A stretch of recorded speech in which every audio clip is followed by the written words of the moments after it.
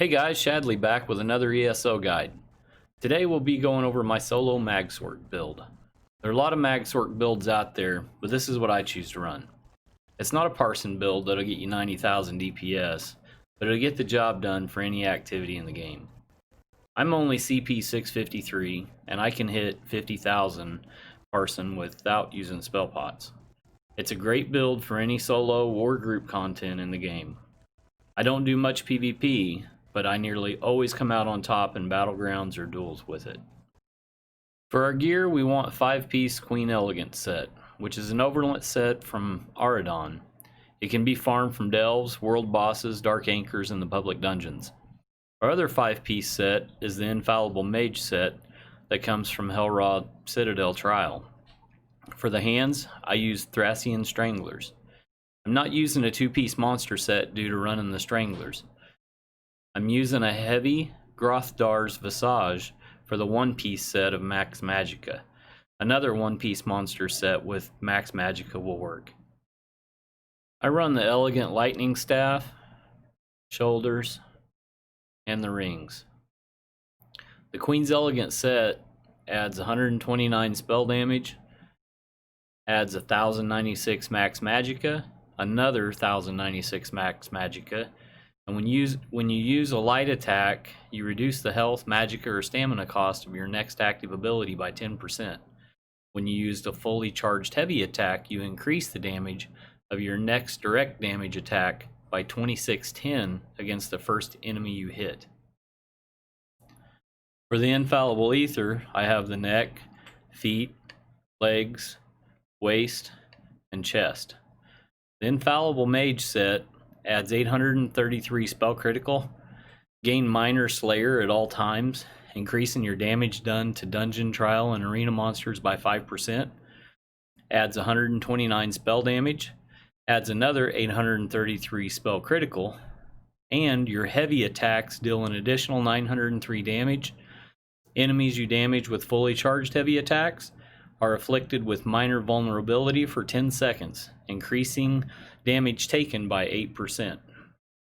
For the head, we have the Grothar's Visage in heavy. We just have the 1-piece monster set, which adds 1096 Max Magicka. Again, you can use any set you want, we just want the Max Magicka. For our hands, we're running Thracian Stranglers. This set is a 1-piece set that's new with the Greymoor chapter. Killing an enemy grants a persistent stack of Slode's Call, up to a maximum of 20 stacks. Each stack increases your spell damage by 150, but also increases your damage taken, reducing your healing taken, and reduces effectiveness of your damage shields. So what this means is at 20 stacks, we're dealing another 3000 spell damage. You can use any combination of the Queen's Elegant set and Infallible Ether. Just make sure you have 5 pieces of each set. For our main hand, we have the Elegant Lightning Staff with a charged weapon enchant and Precise trait, which increases weapon and spell crit by 7%. On our main hand backup, we have the Perfected Maelstrom's Lightning Staff. On this one, we run a weapon damage enchantment and infused trait. So the perks we get on it is it adds 1190 spell penetration, and your light and heavy attacks deal an additional 1353 damage to enemies in your wall of elements.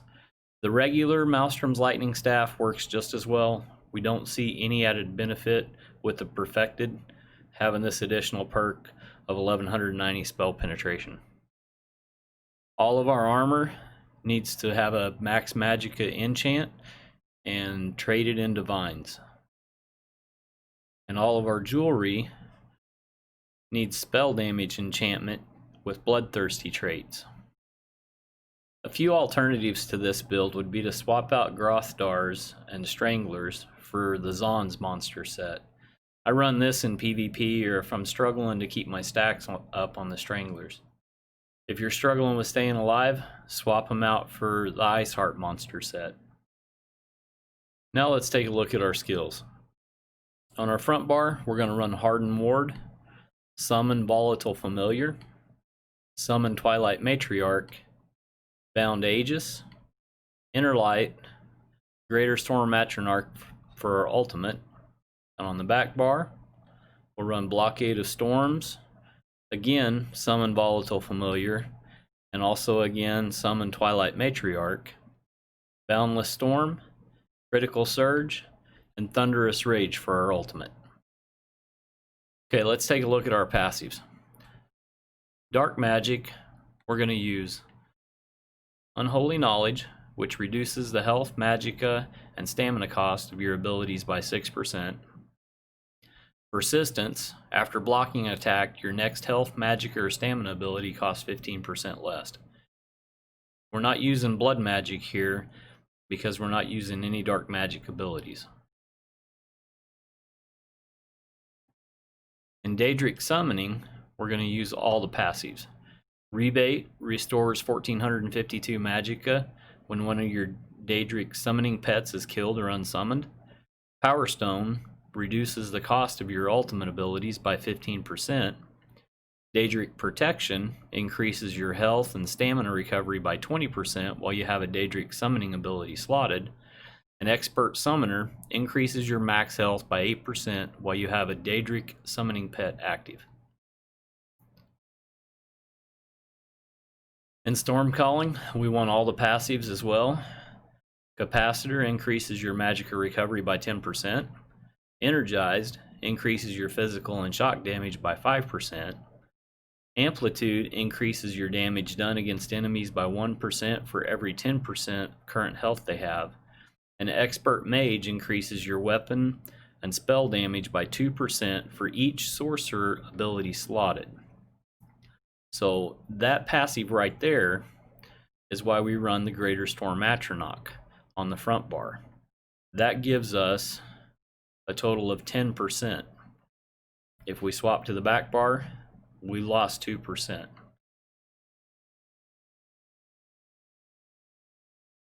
Now on the Destruction Staff, again we want all the passives. Trifocus gives our Shock Staff heavy attacks 100% damage to nearby enemies. Penetrating Magic reduces the enemy's spell resistance by 10%. Elemental Force increases your chance to applying burning, concussion, and chilled effects by 100%. Ancient Knowledge increases our Lightning Staff AoE damage by 8%. And Destruction Expert gives us 3600 magicka when we kill an enemy with a Destruction Staff ability. From there, we want to go to Light Armor. In Light Armor, again, we want all the passives. Grace reduces the effect of snares by 4% and the cost of sprint by 3% for each piece of light armor equipped. Evocation increases magicka recovery by 4% and reduces magicka cost by 2% for each piece of light armor equipped. Spell Warding increases spell resistance by 363 for each piece of light armor equipped. And Prodigy increases spell crit rating by 2191. Concentration increases spell penetration by 4884. We won't use any medium armor passives. The build that we're set up on right now doesn't have any medium armor. If you were to run Zons or Iceheart and have a medium shoulders and a heavy helmet or vice versa, you would want to run some of the medium passives. Since we're not, we'll move on to the heavy armor. Resolve in heavy armor increases physical and spell resistance by 362 for each piece of heavy armor. Constitution increases health recovery by 4% and you restore 108 magicka and stamina when you take damage for each piece of heavy armor. Juggernaut increases max health by 4% for each piece of heavy armor. The Fighters Guild, Banish the Wicked generates 9 ultimate when you kill an undead, Daedra, or werewolf. In the Mages Guild, we want Magicka Controller, which increases max Magicka and Magicka recovery by 2% for each Mages Guild ability slotted. This is why we run Inner Light on the front bar. From there, we want the Undaunted passives of Undaunted Command. Activating an ally's synergy restores 4% of your max health, stamina, and Magicka. Undaunted Metal increases your max health, stamina, and Magicka by 2% per type of armor that you have equipped. And of course, we want all the passives on our racial skill line. It's a good idea to level up Alchemy to level 50 so you can unlock the passives for medicinal use. When using potions, resulting effects last 30% longer. What this means is that if you're running spell pots, you don't have any downtime on your spell pots.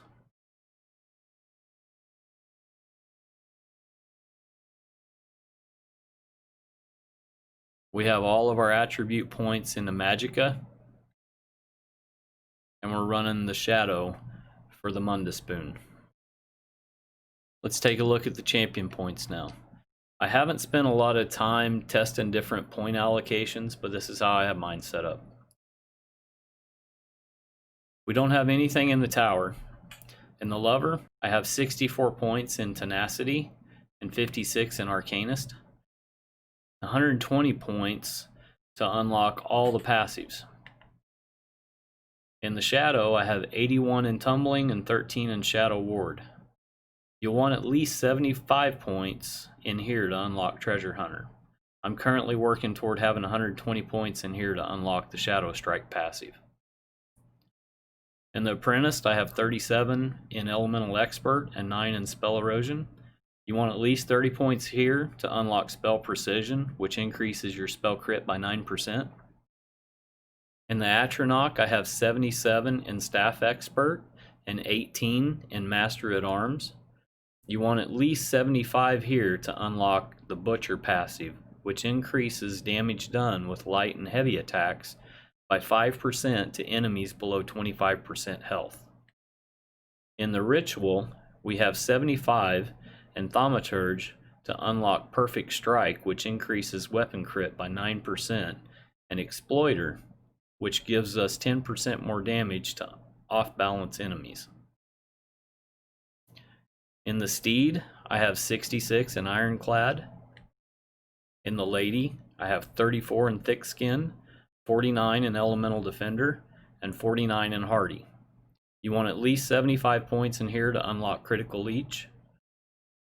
In the Lord, I'm only using 15 in Quick Recovery to unlock the Filled Physician passive. Let's go over the rotation. It's a really easy rotation that doesn't take a lot of practice to get down like most light weaving rotations do. We're relying on our heavy attacks to do our damage for us. We'll start on the back bar with Summon Volatile Familiar, Twilight Matriarch, Boundless Storm, Critical Surge, then we'll summon the Unstable Familiar again, drop a Wall of Elements, Bar Swap, and Heavy Attack. We should get 4 heavy attacks in before we bar swap. Bar swap back, Boundless Storm, Crit Surge, Volatile Familiar, Blockade of Storms, and then heavy attack again.